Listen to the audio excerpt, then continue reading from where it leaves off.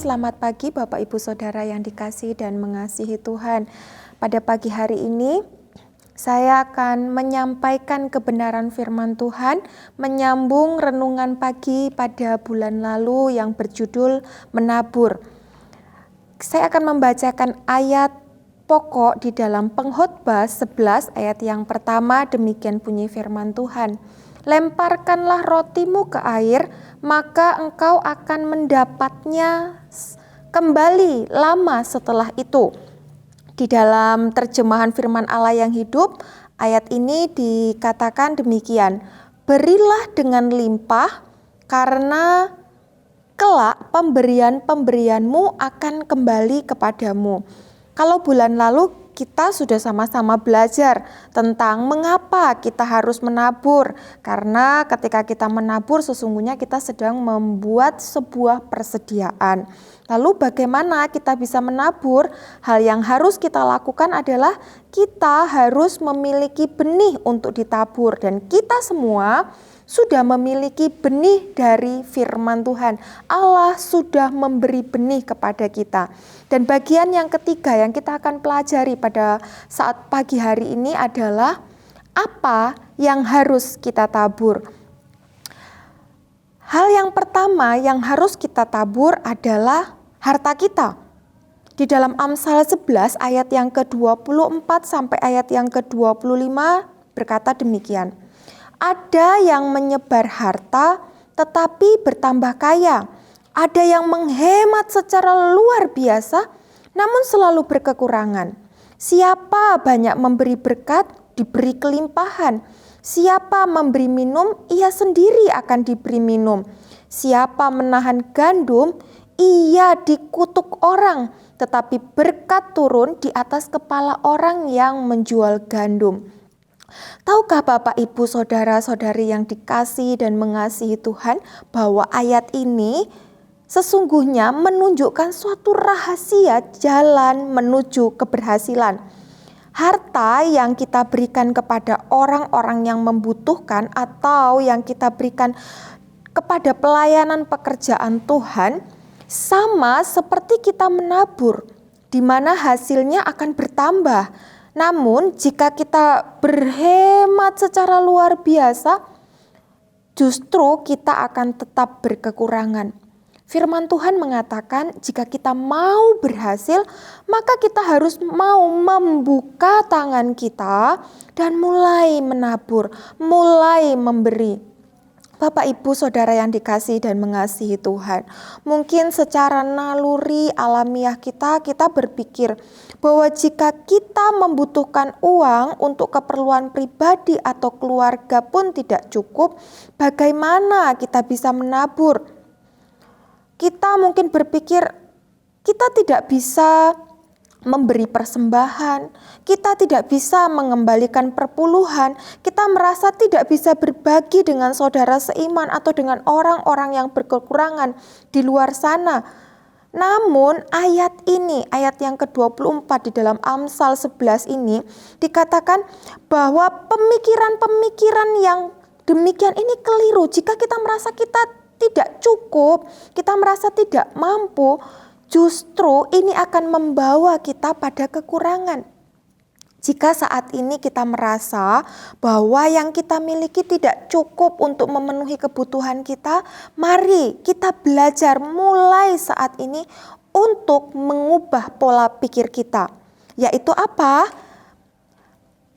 Mari kita mengubah apa yang kita miliki itu menjadi benih. Kemudian taburlah, maka kita akan menuai hasil berkali lipat dari jumlah benih yang kita tabur.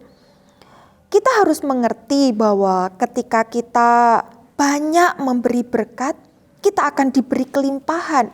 Di dalam Lukas 6 ayat 38 berkata, berilah dan kamu akan diberi suatu takaran yang baik, yang dipadatkan, yang digoncang dan yang tumpah keluar akan dicurahkan ke dalam ribaanmu. Sebab ukuran yang kamu pakai akan diukurkan kepadamu. Jika kita memberi tidak sesuai dengan standar Tuhan, tidak sesuai dengan perintah Tuhan, maka cara hidup seperti ini akan membawa kita pada kekurangan hari demi hari kekurangan Bapak Ibu. Mungkin ada di antara kita berpikir atau sudah menerapkan selama ini bahwa kita akan memberi apa yang kita bisa beri. Namun sebenarnya ini pun tidak tepat Bapak Ibu. Karena di dalam Matius 6 ayat 33 menyatakan bahwa kita harus mencari dahulu kerajaan Allah. Dan memberi ini adalah standar kerajaan Allah. Jadi kita harus menabur terlebih dahulu, memberi terlebih dahulu. Karena ketika kita memberi dahulu, artinya kita sedang memberi buah sulung Bapak Ibu. Saudara yang dikasihi Tuhan. Firman Tuhan berkata agar kita memberi buah sulung, bukan sisa, bukan buah bungsu ya Bapak Ibu, bukan sisa-sisa dari apa yang sudah kita gunakan. Prinsip firman Tuhan adalah jika kita memberi, maka kita akan diberi sehingga kita memberi lebih banyak lagi. Yang kedua, apa yang kita harus tabur Bapak Ibu? Di dalam Kisah Rasul pasal 5 ayat yang ke-20 dikatakan, "Pergilah, berdirilah di bait Allah dan beritakanlah seluruh firman hidup itu kepada orang banyak." Di dalam 2 Timotius 4 ayat yang kedua dikatakan, "Beritakanlah firman, siap sedia, baik atau tidak baik waktunya. Nyatakanlah apa yang salah, tegurlah dan nasihatilah dengan segala kesabaran dan pengajaran." Jadi yang harus kita tabur bagian kedua ini adalah firman Tuhan. Perintah untuk menabur benih firman ini tidak hanya ditugaskan kepada pendeta, hamba Tuhan atau orang-orang yang sudah bersekolah Alkitab. Tetapi perintah ini diberitakan kepada setiap kita anak-anak Allah. Lalu kepada siapa pertama-tama kita harus menabur benih firman ini? Firman Tuhan akan mengajar kepada kita, taburlah benih firman itu pertama-tama kepada anak cucu kita. Kenapa Bapak Ibu?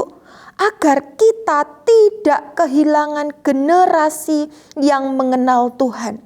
Hakim-Hakim 2 ayat yang ke-10 dikatakan, setelah seluruh angkatan itu dikumpulkan kepada nenek moyangnya, bangkitlah sesudah mereka itu angkatan yang lain yang tidak mengenal Tuhan ataupun perbuatan yang dilakukannya bagi orang Israel. Mengapa bangkit generasi yang tidak mengenal perbuatan Tuhan yang ajaib? Karena orang tua lalai menabur benih firman kepada anak cucunya. Jika kita menabur benih firman pada anak cucu kita, maka Bapak Ibu Saudara yang dikasihi Tuhan, saya menjamin hidup kita akan tenang, hidup kita akan penuh dengan damai sejahtera.